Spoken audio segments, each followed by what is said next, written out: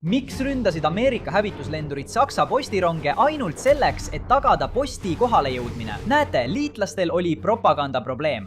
Lendlehtede lennutamine Saksa linnade kohale oli lihtne, seda tehti miljonite kaupa.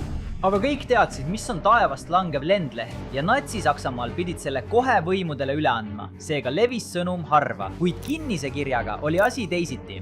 Inimesed usaldasid Saksa posti. Nii tuli OSS välja absurdse plaaniga. Hävituslennukid ründaksid Saksa postironge ja seejärel puistaksid vraki ümber võltsitud postikotte.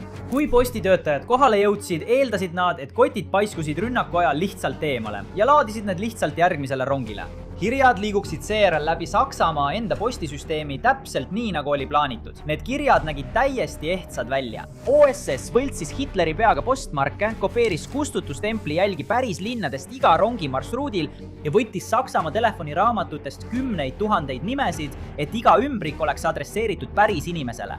Nende kirjade sees oli võlts põrandaalune ajaleht nimega Das Neo-Deutsches Land. See oli hoolikalt kujundatud, et veenda tavalisi sakslasi, et vastupanu liikumine juba eksisteerib ja Saksamaa kaotab maailmasõda.